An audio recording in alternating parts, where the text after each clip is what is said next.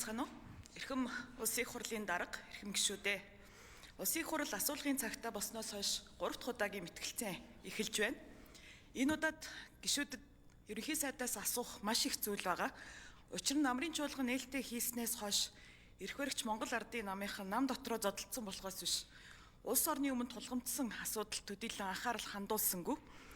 Энэ намар багш нар ажил хаялаа, эмч нар ажил хаялаа. Хүүхдүүд цоожтой хаалганы цаана үлдлээ. Бензин тасарлаа. Харин одоо утааны улирал эхэлсэн. Томуу өвчнөд игдсэн. Хүүхдүүд эмнэлгийн коридорт хэвтцгээж байна. Улаанбаатарын утаа байдгаараа л байна. Хятадаас 1 сая тонн 1 тонн нүрсийг сая орчим төгрөгөөр авч байгаа. Тэглээгээд утаа буурахгүй л байна. Харин Монгол Ардын намын дарга нар нам доторх өрсөлдөөнд ялахын тулд бүхнээ зориуллаа. Улмаар засгийн газрын бодлогын үндсэн хэрэгсэл болох улсын нэгдсэн төсвийг хүртэл улс төрийн 8-ны хэрэгсэл болгов. Эцэст нь ерөнхий сайд гомжвын зандан шатартаа улсын хурлын 71 гишүүний саналаар огцорсон атлаа үндсэн хуулийн цэцгийн дүгнэлтээр суудалтаа үлдсэн анхны ерөнхий сайд гэгдэх өвөрмөц амжилтын эзэн боллоо. Мөн Монгол Ардын намын даргаар сонгогдсон Нямосрын учрал та 5 намын төлөөлөл бүхий улсын хурлын эндэр дээр гараа суучлаа. Одоо та нөхд минь сандал суудлаа хуваарьж дууссан бол үндсэн ажилдаа орцгоох уу гэж хичээнгүлэн хүсье.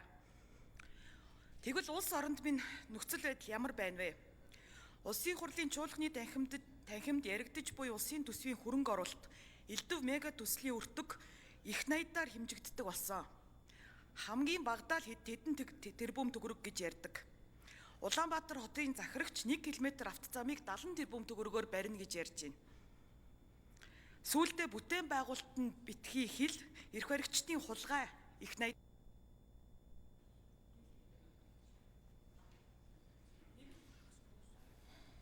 За нэмэлт 1 минут өгье. Их найдаар хулгайлаад байна гэж бодохоор эдийн засаг үнэхээр сайн байгаа ч юм шиг. Гэвч бодит байдал ямар байна вэ? Иргэдийн амьдрал ямар байна вэ?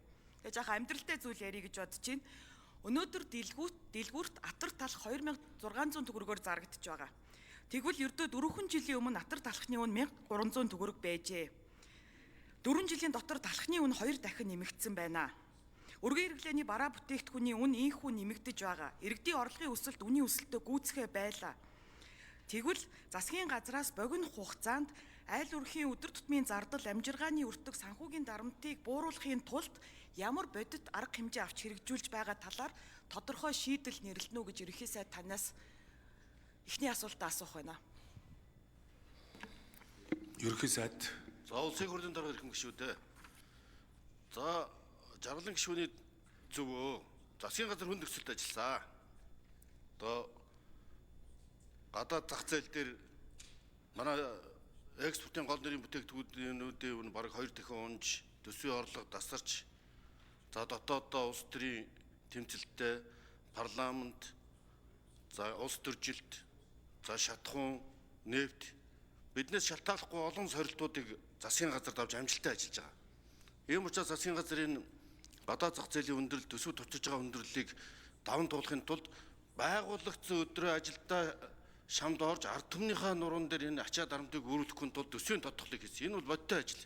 Монгол улсын түүхэнд анх удаа улсын төсвийн зардлыг 2.2 их найдаар таньж үргэлжлэн зардлуудыг танснараа та бүхний баталсан тэр хэд хөөсрүүлсэн төсвийг чинь зөв голдорт нь оруулж чадсан. Ингэснээрээ валютын ханш $4,000 ханш $4,000 төгрөг хүрэх тооцооллыг бид бууруулж өнөөдөр долларын ханш 50-60 төгрөгөөр буурчаад байна. Одоо өнөөдөр 3559 төгрөг байгаа. Тэр үед 3600 гарцсан байсан. Энэ бол шууд импортоос хамааралтай манай бүтээгдэхүүний инфляцийг хөөрөгдөд энэ бол ард түмний амьдрал карманд шууд хүнээр тусах байсан. Төсвийн алдагт 2.2 их найдаар энэ хөөрөж байгаа зардал ч өөрөө инфляцийг 14.5% хүрэх байсан. Бид нар ерөөсөө ус төржээгүй ард иргэдийнхээ энэ амьдралыг хамгаалахын тулд ард түмнийхээ энэ халааснаас хулгайлаад байдаг тэр инфляцийг үнийн өсөлтийг хязгаарлахын тулд энэ төрийн данхайсан бүцийг таньж төсвийн зардлыг хэмжээ. Та бүхний хамтарсан засгийн газрын данхайлагдсан байсан төсвийг чинь бид таньсан. Үүний тулд авилгатай тэмцэх ажлыг зохион байгуулсан. Энэ авилга хулгайтай тэмцэх ажлын чинь үр дүнд өнөөдөр 300 гаруй хэрэг шүүгт шийдвүлээ шилжигдэж байна. Энэ бүхний чинь үр дүнд бас төсвийн үр ашиг энэ дотоод үршгийг сайжруулсан. Манай экспортын гол нэрийн бүтээгдэхүүн нүүрсний үн. За ерөнхий сайд 1 минут өгье. 2 жилийн өмнө та бүхний засгийн газар байгуулж байгаад $250 байсан. Өнөөдөр $70 болж унчаад байгаа. Экспортын гол нэрийн бүтээгдэхүүн. Ийм хүнд эдийн засгийн нөхцөл байдлуудыг давахын тулд бид ард иргэдийнхаа нуруунд дээрээс ачааллыг авч энэний үр дүнд 12 сүүлийн 8-9 дугаар сард анх удаа төсвийн тэнцэл дараалан $70 сая, $240 сая ашигтай гарч гадаад валютын ханш докторжиж валютын нөөц бараг $6 тэрбум хүрлээ түүхэндээ анх удаа Монголын. Энэний үр дүнд ханш чинь докторжиж буурж байна. Инфляц буурж байна. Энэний үр дүнд тасралтгүй буурж исэн иргэдийн энэ амьдралыг дороотуулж исэн үнийн өсөлт, орлогын дутагдал хамгийн гол нь иргэдэд орлого хүрэлцэхгүй байсан. Үнийн өсөлт энэ хоёрыг хязгаарлаж одоо бодит төсөлд анх удаа 4% хүрсэн. Энэ бүхэн бол одоо яг иргэдэд чиглэсэн энэ бодлогоодын үр дүн, энэ авилга хулгайтай тэмцэж байгаагийн энэ хамтарсан засгийн газрын үед данхайлгдсан тэлцэн төсвийг За аавчлаар нэг мэдлэгээ дэвшүүлжээ. Улсын их хурлын гишүүн Сүхбаатарын Эрдэнэ болдын урилгаар Сэлэнгэ аймгийн Сүхбаатар сумын ерөнхий боловсролын сургуулийн 11-ийн Б ангийн багш сурагчид улсын их хурлын үйл ажиллагаа төрийн ордонтой танилцж байна. За манай Далайн Батбаяр гишүүн хамт урьсан байна. За манай Сүхбаатарын Эрдэнэ болд гишүүнийхээ халуун дотны мэдлэгийг өргөн дэвшүүлье. Та бүхэндээ сурлагын өндөр амжилтыг хүсье. Тэр урд шар дээлтэй сууж байгаа Эрдэнэ болд гишүүн шүү. Манай Эрдэнэ болд гишүүн Далайн Батбаяр гишүүнээр сайн ажиллаж байгааг ээж аавдаа уламжлаарай. За Батбаярын Жаргалан гишүү. За ерөнхий сайдаа гадаад шокийн талаар ярьж байна. За гадаад шоктой бол дэлхийн бүх улс орнууд адилхан нүр тулж байгаа. За тэр утгаараа бол ерөнхий сайд засгийн газрын үйл ажиллагаа энэ гадаад шокуудыг хэрхэн яаж амжилттайгаар даван туулах уу, яаж зөв бодлого баримтлах уу гэсэн тийм үндсэн даалгавартай байдаг. За хоёрдугаарт нь танай засгийн газар гэж маш ихээр ярьлаа. За танд сануулхад 2016 оноос хойш одоо 10 дахь жилдээ Монгол Ардын нам үнэлэхгүй олонхоор одоо энэ парламентод засаг бариад 10 дахь жилдээ очиж байна. За өнгөрсөн 1 жилийн хугацаанд ажилласан хамтарсан засгийн газар бол Монгол Ардын намын засгийн газар байсан. За тэрхүү хамтарсан засгийн газарт ардчилсан намын 8 сайд урилгаар оролцож тодорхой ажлуудын бас ард гарахыг зорьсон. За дор бүрнээ тодорхой бас амжилт олтуудыг бол хийсэн байгаа гэж бодож байна. Гэхдээ улс төрийн бодлогын манлайлал санаачлага бол зөвхөн Монгол Ардын нам дээр бас үлийн 10 жил явж байгаа шүү. Тэгээд тэрийг бас танд сануулахыг хүсэж байна. За тэгээд бид өнөөдөр амжиргааны өртөгийн талаар ярихыг зорьсон. За амжиргааны өртөгт хамгийн гол нөлөөлж байгаа зүйлүүд. За сая би Атар далхны үнийг ярьлаа. Тэгээд засгийн газрын тэргүүний хувьд импортлогч улс биш үйлдвэрлэгч улс орн болно. Дотоодын үйлдвэрлэлийг дэмжинэ гэж маш ихээр ярьдаг. Тэгээд хөдөө аж ахуйн салбарын бас үйлдвэрлэлийг дэмжиж байгаа гэж танай засгийн газар ярьдаг. За энэ салбарыг толгойлж исэн хүн маань одоо эдийн засгийн хөгжлийн сайд дээр бас ажиллаж байна. За өнгөрсөн хугацаанд хөдөө аж ахуйн салбарт Атрийн аян, үндэсний хувьсгал, шинэ хоршоо, цагаан алт гээд маш олон ийм хөтөлбөрүүд хэрэгжсэн. За тэглээгээд иргэдэд бодиттой бас мэдгдсэн зүйл хараахан алга байна. За энэ зүйл дээр бас нэг зүйлийг хэлэхэд энэ олон татаастай зээлүүд төсөвдөр явж байгаа. Татаастай зээлийн хэмжээ 2.3 их найт төгрөг болсон байна. За энэ банк санхүүгийн салбарт бас давхар зах зээлийг үүсгэж байгаа ийм сөрөг нөлөөлөл бий болгож байна. За 1 минут нэмж өгье. Жинхэнэ жидүүчин гэж бидний хэлдэг бор зүрхээрээ элдв янзын улс төрийн хамааралгүй бор зүрхээрээ ажиллаж байгаа жинхэнэ жидүүчд маань бол 30% зээл арай хийж авч яхад тодорхой улс төрийн хамааралтай. За дээрэс нь мэдээлэл дойрхон сонгуулийн санал өгч болцсохгүй тийм хүмүүс бол одоо 33% зээл аваад ингэж ажиллаж байна. За энэ бол банк санхүүгийн салбарт бол ийм давхар зах зээл үүсгэж ийм зах зээлийн хуваарлт, нөөцийн хуваарлтыг бол маш буруу тийшээ авч явж байна. Тэгэхээр та бол одоо бас банкны салбарт ажиллаж исэн хүн энэ санхүүгийн салбар дээр байгаа зах зээлийн бус одоо энэ өрсөлдөөнд бус орчинтой ер нь цаашд яаж тэмцэе гэсэн бодолтой байна вэ? Бодитоор яаж үндэсний үйлдвэрлэлээ дэмжих вэ? Ерөнхий сайд. Тэр нь альва үйлдвэрлэлийг бүтээн байгуулалтыг нураахад бол 1 жил бүтээн байгуулахад тэрийг сэргээн босгоход бол олон жил шаарддаг юм байна. Ерөөсөө манай өмнө чувчлалын алдаатай бодлого за тэгээ залгуулаад дэлхийн худалдааны байгууллага дэлгэхдээ дотоодын зах зээлээ хамгаалаагүй гэдгээс шалтгаалаад манай дотоодын үйлдвэрлэл үндсэндээ дампуурч 4382 одоо аж ахуй үйлдвэрийн газрууд үндсэндээ ховжил нарийн дор алга болоод тоног төхөөрөмж нь урагшаа хойш ачигдаад ингээ үндсэндээ бид үйлдвэрлэгч улс биш болсон. За таны нэр дурдаад байгаа хүнсний хувьсгал цагаан алт зэрэг хөтөлбөрүүдийн үр дүнд өнөөдөр манай ноолуурын салбар гэхэд одоо 247 сая долларын самс ноолуур нэмж. Тэр хэмжээгээр эмэгтэй ажлын байр нэмэгдэж байгаа. Одоо нэг шат гэж байгаа. Ахаад нэг шат бол бид одоо утас үйлдвэрлэдэг. Тэгээ эцсийн бүтээгдэхүүн үйлдвэрлэдэг болох юм бол бид нөгөө ухдаг шар алтнаас ургадаг цагаан алт ноос ноолуураа дэлхийн валют болгож гарах болцоод. Үүний тулд шин зах зээлийг нээж Евразийн эдийн засгийн чөлөө тулдааны хэлцээр нэгтгэхэд бид энэ 1 тэрбум доллар хүртэл зөвхөн ноолуур ургааж жил болгон төлжчөөд энэ баялгаа эргэлтэнд оруулах болцоод. Одоо ноолуурын салбар сэргэж байна. Манай самнах хүчин чадал 100% хүрчлээ дотоод юм. Энэ 247 сая доллар гэдэг нь илүү өндөр өртөгтэй 30-40% нэмэн өртөгч гэсэн юм үйлдвэр бий болж байгаа. За хүнсний хувьсгалч гэсэн тэр нийтдээ 56 шинэ үйлдвэр байгуулагдсан байна. Одоо бид энэ үйлдвэрийн тоог 100% түргэж эхний ээлжинд дотоодынхоо хүнсний хэрэгцээг өөрсдөө хангадаг болчвол иргэдийн амжиргаанд тустай. Амжиргааны өртгийн хэрэглээний саксны багцад байдаг гол бүтээгдэхүүн бол хүнсний бүтээгдэхүүнүүд байдаг. Ийм учраас одоо бид тодорхой нэр төрлийн бүтээгдэхүүнүүдийг одоо жишээлбэл өндөг гэдэг юм уу, дахиа гэдэг юм уу энэ бүтээгдэхүүнүүдийн үйлдвэрлэл нэмэгдээд 100% импортын хамааралтай байсан бол эдийн засгаа дэмжих юм бодлого бол боддоор гэж байна. Батбаярын жаргалан шүү. За бид бол бараг 30 гаруй жилийн туршид ийм тусгайлсан төрөөс дэмжиж байгаа гэсэн нэрийдлэр тодорхой салбарыг онилоод тэгэнгүүтээ одоо жидүү санч гэдэг юм уу, тэгээ одоо саяны нэрлэдэг хөтөлбөрүүд ч гэдэг юм уу, ийм тусдаа зах зээл бий болгоод тэр нь ингээд нөгөө улс төрт ойрхон хүмүүст илүү давуу тал болж очисон байдлаар энэ үндэсний үйлдвэрлэлийг дэмжиж ирлээ. Ноос ноолуурын салбарыг бол одоо 30 жил дэмжсэн байдаг. Би танд бодлогын арай өөр шийдэл хэлээд байгаа. Тэр нь юу вэ гэхээр ийм давхар зах зээл үүсгэж зарим аж ахуй нэгжүүдэд илүү одоо маш хямд зээлийг олгоод зарим аж ахуй нэгжүүдэд маш өндөр зээлтэй ийм нөхцөлийг бүр мөсөн болоод ерөнхийдөө нэг ийм нийтээр нь энэ одоо санхүүгийн салбарынхаа хүүг буулгах ийм нөхцөлийг бүрдүүлэх нь зөвөө гэж хэлээд ийм тодорхой бодлогын одоо шийдэл санал болгоод байгаа арга хэлбэр. Тэгэхээр энэ дээр та бол одоо бас засгийн газрын тэргүүний хувьд бас бодолцож үзмээр байна. За энэ үнийн өсөлтөд нөлөөлж буй бас нэгэн хүчин зүйл бол суур дид үтсийн үн өртөг юм аа. За тэгээд өнгөрсөн жил захиргааны үнийг нэмэгдүүлэх шийдвэр гарсан нь инфляцид бол маш их нөлөө үзүүлж байгаа. За одоо өнөөдөр инфляц 9.2% байгаагийн 2 орчим хувь нь захиргааны үн бүрдүүлж байна. За тэгээд би танд нэг хүний зэтгдлийг уншиж өгье. Энэ тог захиргааны үн гэж улаан мүлжлэг боллоо. Стандартын тог захиргаанаар хангаж чадахгүй байна. Ямар ч бэлтгэлгүй дун хөвлийн хүүднээр ухаалаг тоолорч шилжүүллээ. 19 цагаас 23 цаг хүртэл захиргаан халаалтаас салгаж байж хоол ундаа хийж байна гэж байна. За өрхийн орлого зарлагын судалгааг харуул Монголын дундаж айл өрхийн захиргааны зардал өмнөх оны мөн үеийнхээс 30% өссөн байна. Бид цагийн сайханд эрчим хүч экспортлогч улс болно гэж ярьж ирсэн шүү дээ.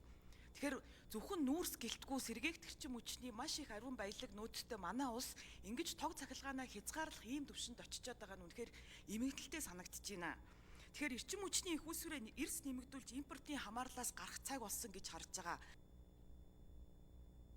Ерөнхий сайд. За нэмэлт 1 минут Батбаярын жаргалан гишүүнд өгье. Энэ дээр бас танд би тодорхой санал хэлхийг хүсэж байна. Бодлогын шийдэл ярих гэсэн энэ одоо мэтгэлцээнээр цахилгаан станц барих тусгай зөвшөөрлийг бүрэн халж юм хувийн хвшилт хүссэн станц барих тийм боломж болцоог нээхэн чухал гэж үзэж байна. За эрчим хүчний тухай хууль орж ирнэ гэд орж ирэхгүй байгаа.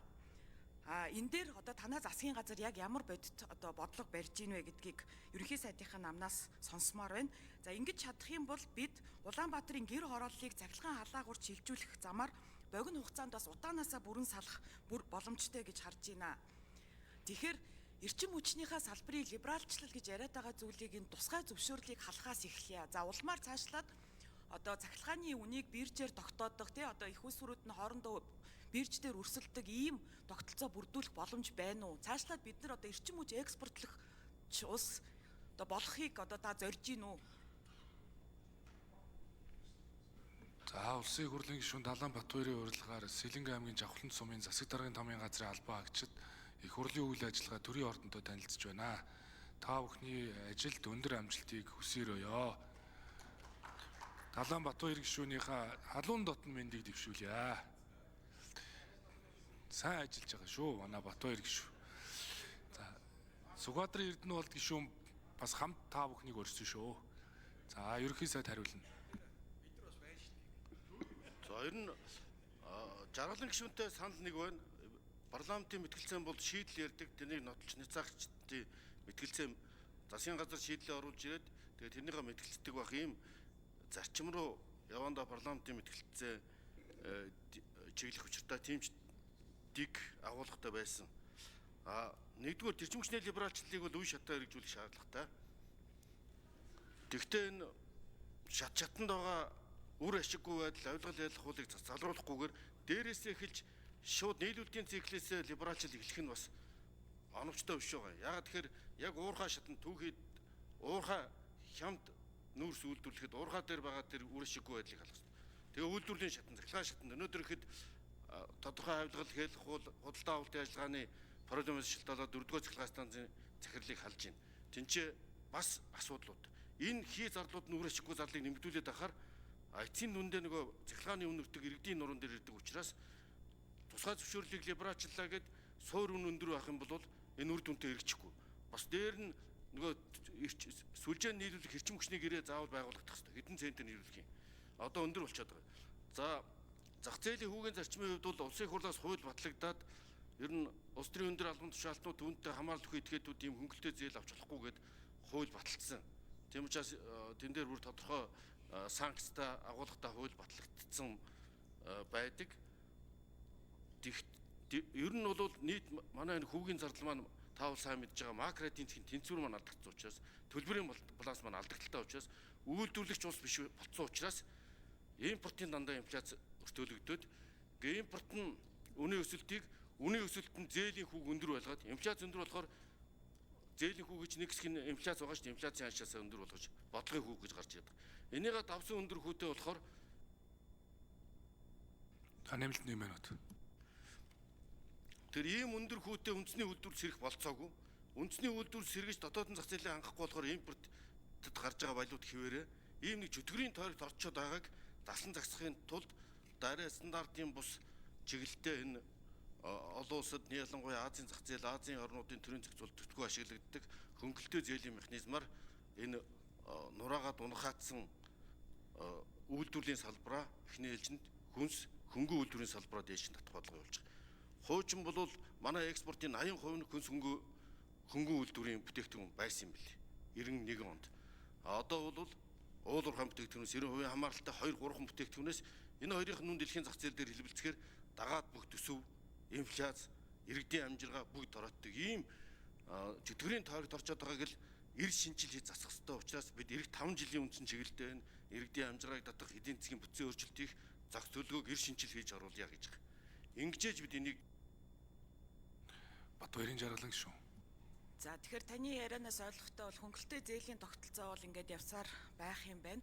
За та тэгээд эрчим хүчний салбарыг бол хөгжүүлэхдээ нийлүүлэлтээс эхлэхгүй эрэлтээс нь эхлэнэ гэж үзлээ те.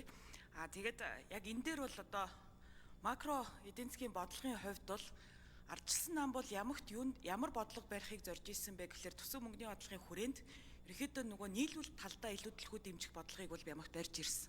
Та бүхэн маань бол нөгөө эрэлтийг дэмжих буюу одоо нөгөө эдийн засгт мөнгө нийлүүлэх элдв янзын халамж тэр одоо хөнгөлөлтөө зээл маягаар эдийн засаг руу мөнгө шахах тэр бодлогыг дэмжсэний одоо үр гайгаар гэдгийг үр нөлөөгөөр одоо өнөөдрийн нөхцөл байдалд хүрчээд байна гэж харж байгаа. Тэгэхээр энэ дээр бас одоо эргэж харна уу гэж хүсэх байна.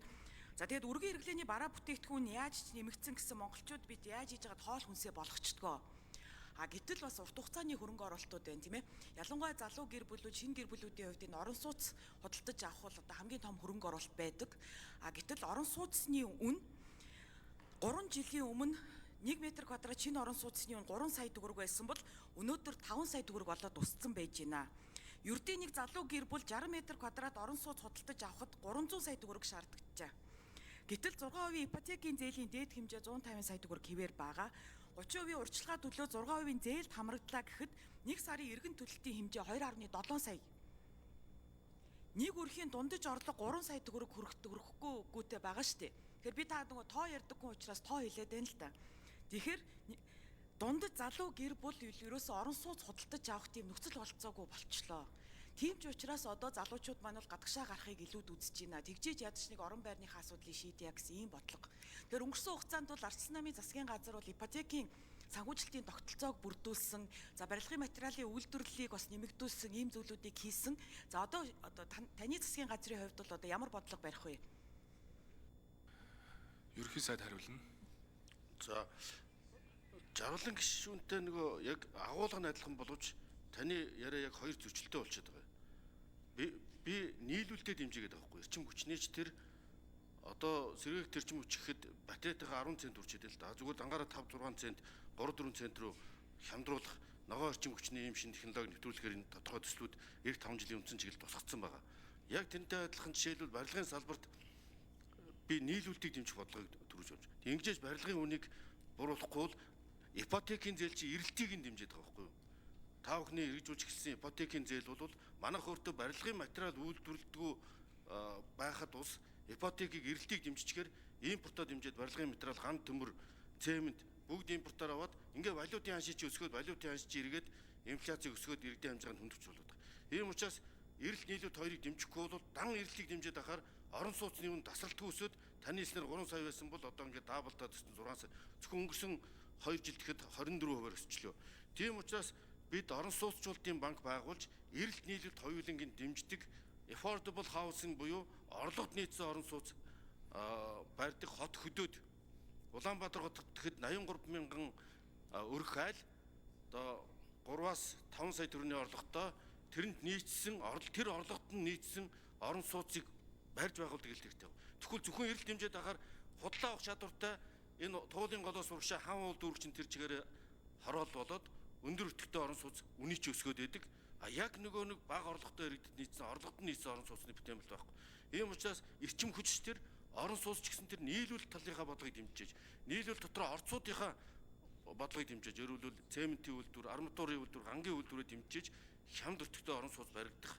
За тэр хэмжээгээр иргэдэд орон сууцчлуулах, Улаанбаатар утааг болох зөвхөн халаагаараар биш орон сууцнд орж иж 21-р зуунд одоо хүн шиг амьдрах. Батбаярын жаргалан гişүү. За Ардчилсан нам засаг барьж явах үе шинжилгээний засгийн газрын үед бол энэ барилгын материал үйлдвэрлэлийн чиглэлээр бол маш олон ахиц дэвшилт гарсныг бол та хүлээн зөвшөөрж байгаа юм байна. За Ардчилсан намын хувьд бол эдийн засаг дахь төрийн оролцоо нэмэгдэж буй явдал ямар ч хүнжилтэд хандж ирсэн. Аливаа эдийн засгийн харилцаа зах зээлийн зарчмаараа хөгжиж, эрүүл өрсөлдөөн явагдах учиртай. Тиймээс шинээр төрийн өмчит аж ахуй нэгж байгуулахгүй байх, одоо байгаа төрийн өмчит аж ахуй нэгжүүдийн аль болох хувьчлах бодлого баримтлахыг одоо танай засгийн газраас ч гэсэн бас шаардсаар ирсэн байгаа. Гэтэл та бол одоо орон сууцчлалтын банк байгуулнаа гэж яриад байгаа. Монгол улсын банк санхүүгийн салбарт бол одоогоор 10 гаруй банк үйл ажиллагаа явуулж байна. За тэр дунд төрийн банк гэж бас ашигт ажиллагааны хувьд бол бас учир дутагдaltaй ямагт хоцордог төрийн өмчийн банк байгаа. За энэ банкыг ч гэсэндээ бас хувьчлахын зүйтэй гэсэн юм байр суурьтай байдаг. За мөн одоо түүнээс гадна ипотекийн санхүүжилтийн тогтолцоог олон улсын жишгийн дагуу ийм тогтолцооных нь арга хэлбэрээр хөгжүүлж ирсэн одоо 10 гаруй жилийн туршлага байгаа. За тэгэхээр энэ орон сууцчлалтын банк гэдэг зүйл чинь энэ тогтолцоог эвдээд тэгээд одоо сүүлийн жилүүдэд одоо хувийн арилжааны банкуд бол одоо ипотекийн зээлийг бол өөрсдийнхөө их усүрийг за олон улсын зах зээлээс бас энэ ногоон их усүрийн зээлүүдийг татах замаар бол одоо ипотекийн зээлийг өөрийн санхүүжилтээр олгодог болчиход байгаа шүү дээ. Тэр бүх зүйлээ бас эвдэх ийм санаачлага орж ирж гин гэж харж байгаа.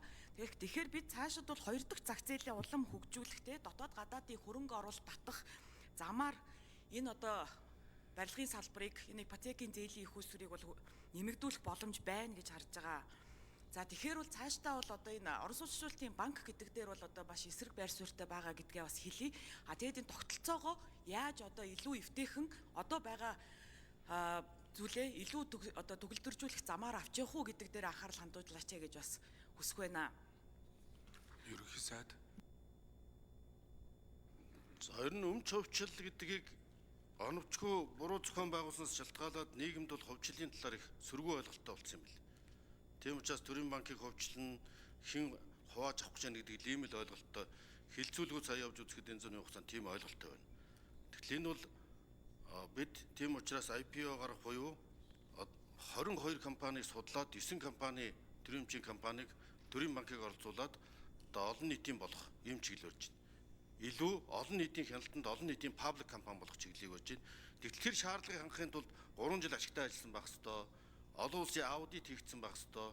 Ийм тодорхой шалгууруудыг хангасан байж энэ төрийн өмчийн компаниуд өөрчлөхийг сайжруулна. Харамсалтай нь ярьснаасаа эсрэг юм хийдэг их юм байна. Жишээлбэл одоо тухайн үед хэд их төрийн оролцоог дэмжсэн ийм 12-аас 16 тэгээ төрийн банкыг тэгвэл ховжлохгүй байсан. Өөрөө шигийг сайжруулахгүй байсан. Энэ Эрдэнэ Монгол маань 5-7 энэ бүх болцоо нь байсаар байсан. Харин энэ хэрэгжээгүй. Одоо харин бид энийг илүү паблик компани болгож өөрөө шигийг нь дээшлүүлэх чиглэл хандлага барьж байна. Орон сууцчлалтын банк бол дэлхийн нийтийн хандлага. Манайх шиг эсхий гэртэй хот дэлхийд байхгүй. Дэлхийн эсхий гэртэй хот биш Солонгосын за Германы энэ орон сууцчлалтын банк, орон сууцчлалтын хөтөлбөр санхүүжилтийн хэлбэрүүд бол энэ нийлүүлэлтэд дэмжиж эрэлтийг бас дэмжсэн юм хос дэмжүүлэлтийн бодлогоор иргэдийн орон сууцтай болгодог хямд өртөгтэй орлогод нийцсэн орон сууцаар хангадаг бодлого Америк төрөл дэлхийн бүх улсад Фредди Мэй, Фанни Мэйгээс ахуулаад Сингапур төрөл бүх улсад ийм орон сууцчлалтын механизмууд орон сууцчлалтын санхүүжилтийн тусдаа механизм үйлчилж байгаа. Яагаад гэвэл энэ бол хүний суур үндсэн хэрэгцээ байхгүй юу? Хүний эрхийн одоо Батбаярын жаргалан гишүүн. За яг сая таны дурдсан Америкийн Fannie Mae, Freddie Mac-ийн жишээгээр бол одоо Монголын ипотекийн корпорац гэж байгуулаад 2 дахь зах зээлийг бас хөгжүүлэлтүүд бол эхлээд явж исэн.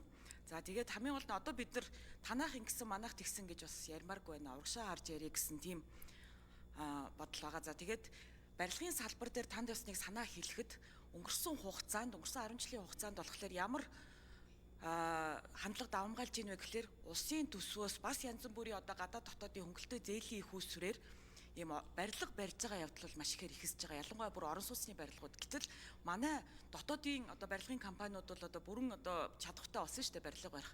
Тэгэхээр энэ одоо төсвийн хөрөнгө оруулалтаар юм уу эсвэл одоо төр дээр байгаа зээлийн их үүсвэрээр энэ барилга барих явдлыг бол одоо бас зогсоохон зөв гэсэн юм байр суурьтай байгаа. За дараачийн асуудалтай оръё. Өргөн хэрэглээний бараа бүтээгдэхүүний үн өссөн, захиргааны үн өссөн талаар ярьж байгаа. Бас нэг хамгийн эмзэг хэрэглээний үн өдөр ирэх тусам өсөж байгаа. Ийм эмнэлгийн хэрэгсэл үйлчлэгээ гэсэн английн зардлын үн өнгөрсөн 1 жилийн хугацаанд 18% өсжээ. Нэг өрх дунджаар 1 сар 113 мянган төгрөгийн эм авдаг гэжээ. За утааны улирал ихэлсэн энэ зардал улам бүр нэмэгдэж байгаа. Тэгээд нөгөө талаас энэ тогтмол эм авах хэрэгцээ шаардлагатай хүмүүс бол хамгийн эмзэг бөгөөд хамгийн орлого багтай хүмүүс байдаг.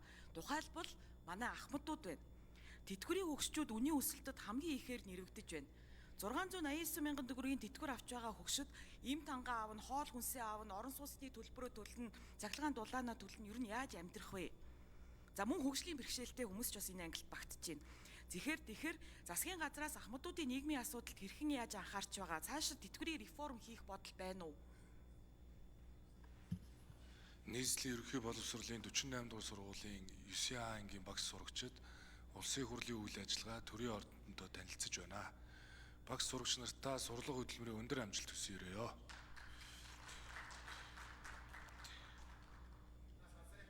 Ерөнхий сайд хариулна.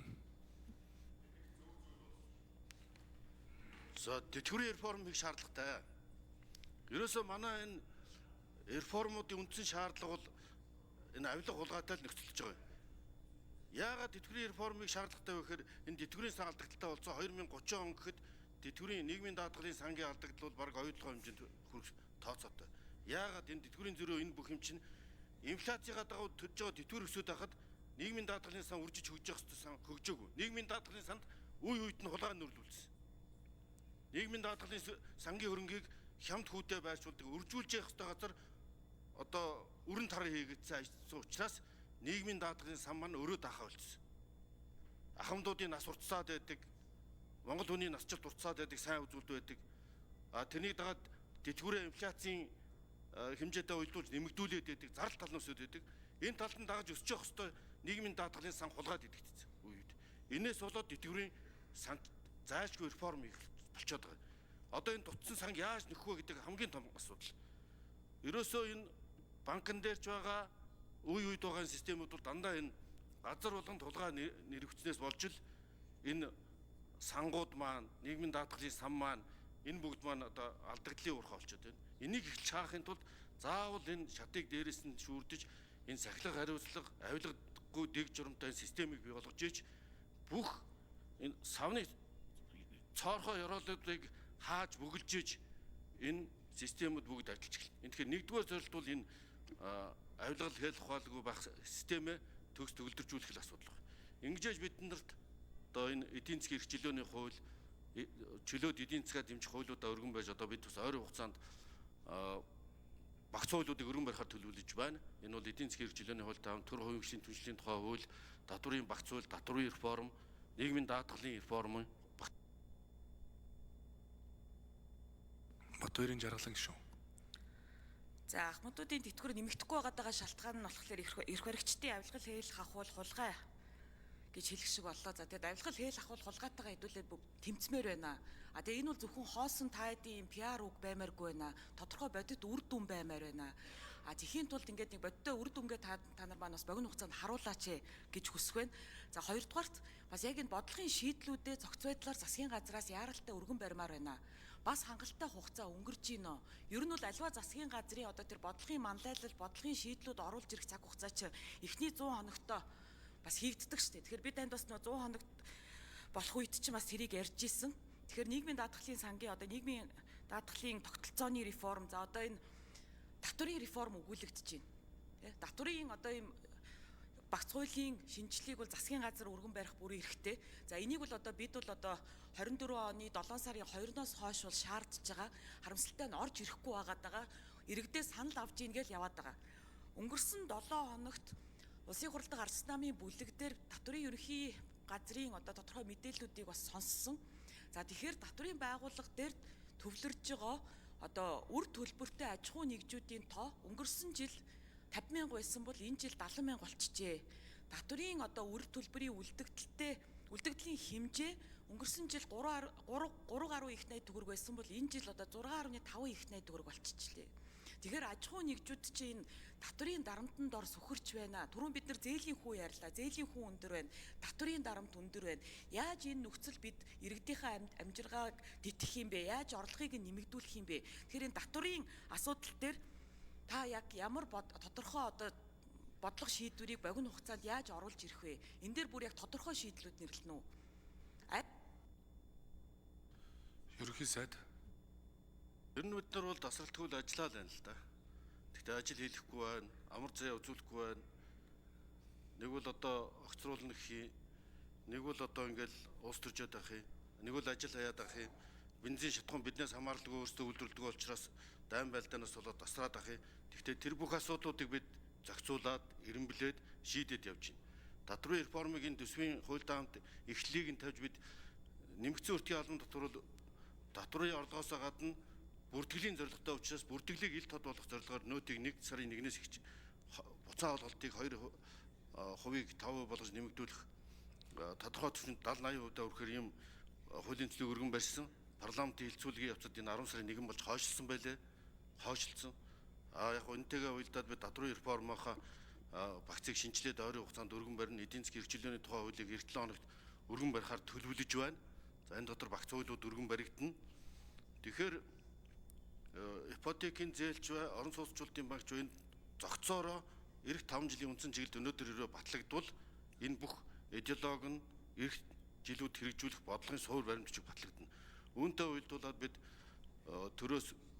төрийн өмчийн компаниуд еврошгийг сайжруулах асуудлыг 3 удаа засгийн газрын уралдаанаар хэлэлцээд одоо түрүүчээс хариуцлагын тооцоохын тооцоод одоо хөвжлөх, татан буулгах, эренблээд гэрэг 7 хоногт улсын хурл дөрвөн барихаар бид төлөвлөж ажиллаж байна.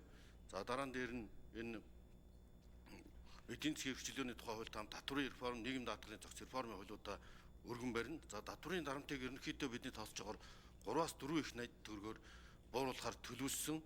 Ингэхдээ бол жижиг дунд аж ахуй нэгжүүдийг илүү чөлөөлөх. Гэхдээ харамсалтай нь одоо сүүлийн үед татвар төлөлтийг сааруулах зорилготой юм шиг татврын өршөөл, татврын реформ хийж дараа нь татврын өршөөл хийж исэн юм циклтэй байгаа. Манай өмнөх 4.10 тогтолцоон дээр ч гэсэн би ажиллаж ирсэн. Тэгэхээр одоо Батбаярын жаргалан гишүүн.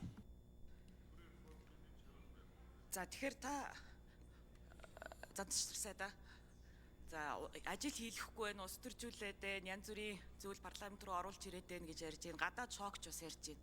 За мэдээж дэлхийн аль ч улс оронд бүх улс төрчнөр, бүх засгийн газрууд иймэрхүү бэрхшээлүүдтэй байгаа. Тэгэхээр хүн ер нь улс төрд яах гэж орж ирдэг вэ? Энэ бэрхшээлүүдийг давантуулаад тодорхой бодит шийдлүүдээ өөрийнхөө легасиг үлдээх гэж орж ирдэг тийм ээ. Тэгэхээр бол одоо элдв янзын шалтгаан тоочхоо болоод яг энэ нөгөө бодит ажил руугаа зөрөгтэй бас орохыг бол одоо бид нар шаардаад байгаа шүү дээ. Тийм л зүйл одоо өнөөдөр бас яригдчихэж байгаа. Тэгээд өнөөдөр танд би нэг нэр томьёо бас хэлхийг хүсэж байна. Өнөөдрийн бид нар хилцүүлгийг амжиргааны өртөг гэсэн сэдвийн хүрээнд хий гэж бас нам дээрээ ярьсан. Тэгээд амжиргааны өртгийн хямралд Монгол улс нэрвэгдэж гин үү? За энэ бол одоо ковидоос хойш бий болсон одоо энэ амжиргааны өртгийн хямрал буюу одоо англиар cost of living crisis гэдэг байгаа. Тэгэхээр бид нар яг ийм бодиттой хямралтай нүүр тулаад байна гэдэг өнцгөөсөө та бас дараачийн одоо засгийн газраас хэрэгжүүлэх бодлого шийдвэрийн арга хэмжээндээ бас хандаач гэдэг одоо ийм байдлаар асууж байгаа. Яагаад вэ гэхлээр иргэдийн амьдрал бол үнэхээр хүнд байна. Амжиргааны өртгөн бол дийлдэхэ байчлаа. Тэгэхээр бид нар бодиттой ийм зүйлүүдийг хийхгүй бол нөгөө одоо өнгөрсөн удаагийн хилцүүлэгтээр ярьсан дундаж давхарчин улам бүр багаснаа. Тэгээ Монгол улс одоо хизээ тэгэж одоо нөгөө чинээлэг нөгөө Швейцар руугаа хөгжихийн одоо улам бүр алсраад байна шүү дээ. Тэгэхээр бид нар өөрсдийнхөө цаг хугацаанд дээр өөрчлөлт хийх ёстой. За тэгээд төгсгөлийн асуулт. Та элдвийн зар гуйлж тайвуулахгүйгээр яг л нэг л асуултанд хариулт өгнө үү? Та өөрийнхөө амжиргааны зардалд сард хэдэн төгрөг зарцуулдаг вэ? Улсын хурлын даргаас бол ерөнхий сайдын цалин илүү бага байгаа гэж бодож байгаа. Одоо ерөнхий сайдын хувьд бол энэ мэдээлэл бол бас нээлттэй байх боломжтой гэж харж байгаа. Тэгэхээр бол яг энэ амжиргааны өртгийн хямрал танаа өрхөд ямар арга хэлбэрээр нөлөөлж ийн вэ? Ерөнхий сайд. За ер нь энэ сүүлийн 10 жилд, ер нь баг сүүлийн 30 жилд өрхийн зардал бол үндсэндээ орлогын дүнгээсээ өндөр байсан. Бодит орлогын дүнгээсээ. Ер нь цар тахлын үед хүний хэрэглээ хэмжигдсэнтэй холбоотойгоор зардал нэлээд буурсан, орлого үйл хэлийг давсан тооцоол гардаг. Өөрөөр орлого давж иж хүн хоригдлолтой байна. Хоригдлолтой үжиж дундаж давхрах одоо амьдралын нөхцөлөө сайжруулах болцоо бүрдэнэ. Тийм учраас амьдрах зардал бол орлогоос их байхыг хэлж байгаа. Cost of living бол хотоороо тэр хот илүү өндөр өртөгтэй хот гэдэг ч гэдэм үү. За 37 минут 30 секунд хэтэрсэн байна.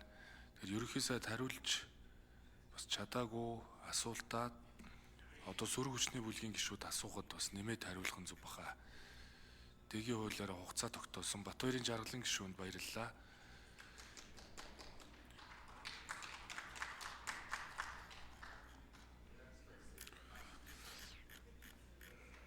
Одоо улсын хурал дахь цөөнхийн бүлгийн асуулт ирүүлсэн гишүүд эрсдэд бүртгүүлсэн дарааллын дагуу асуулт асууж хариулт авна.